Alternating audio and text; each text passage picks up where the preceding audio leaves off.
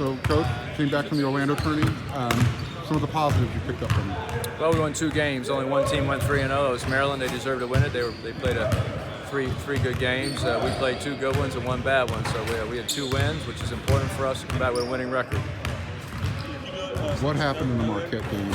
Marquette game, we took very tough shots early on and turned the ball over, allowed them to get out in transition and got them going. So you can't set your defense up in the half court if constantly they're 5-on-4 or 4-on-3. What was the learning experience you guys received from the Orlando tournament, not heading up to play TCU on Friday? Well, we're 1-0 on the road. We won a nice game against Nevada earlier in the season. We just played 3 games at a neutral site, which was on the road.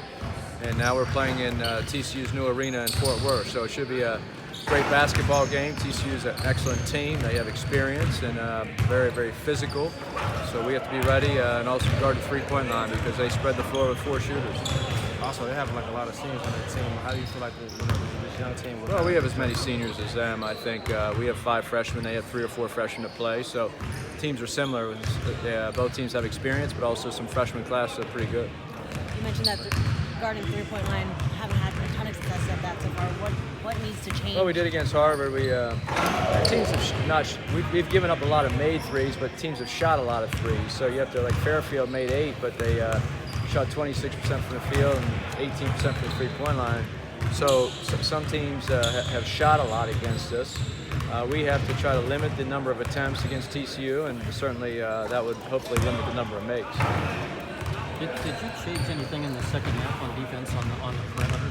It looked like Harvard wasn't getting the same kind of open outside shots. I thought our defense was outstanding. We played a game against Fairfield, held them in the 40s, 26% from the field. Harvard, our defense was excellent. Held Bryce Aiken scoreless in the second half, 15 points below his average. So a lot of that had to do with how we played our offense. We were very efficient against Harvard, and we were able to set up our defense. They're an excellent basketball team. They're hard to stop because they put a lot of offensive skill and size on the court, and they have a guy that averages 25 a game in Bryce Aiken. So I give our guys a lot of credit. We were early to help. We were energetic. Even though it was the last game of the tournament, we've been there for 6 days. We came out and really played a great game. It just seemed like there was a different strategy on defense. They weren't getting the same open threes.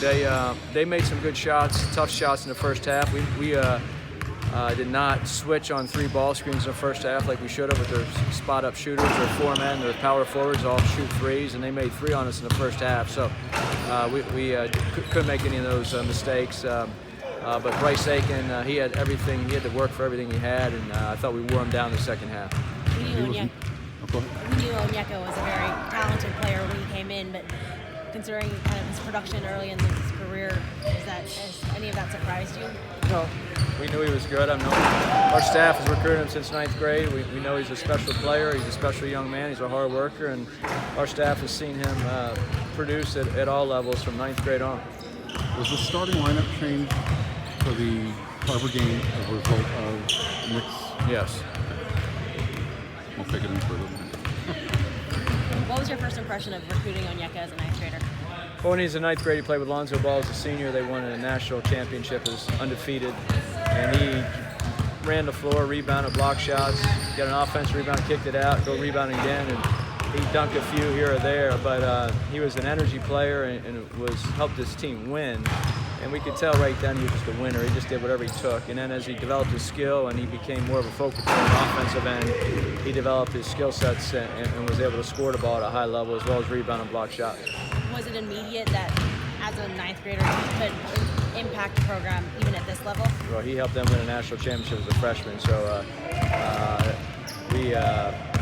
freshman in high school, freshman in college, he's doing the same thing for us. He's impacting winning, and he had 2 off games, and both games we lost when he had an off game. So he's very important to our success, but it's not just his fault because the 2 games we have lost, we've had a few guys have off games. So we have to win and lose as a team, and he's a big part of that. How's he been handling like the teams kind of like double him? You can't really see him do anything. Like, what are some other things that he's like doing? Well, if he's double teamed, he just pass the ball out to an open shooter because someone's open. He's done a pretty good job. He's an unselfish player, and he just has to recognize when he spins or if they do come with 2 people that he has to get rid of the ball a little quicker. But Harvard had a tough time doing it. 27-14 against Harvard. Going into the TCU game, are you happy with where the team's at right now? I'd say we're happy because we played a very complete game, our last game against Harvard. We're 7-2. We could have one more win. We could have one or two more losses. However, you have to take the good with the bad sometimes to keep getting better. You have to understand that each game's important, and this it's a big road game for us against a very good team in TCU. Thank you.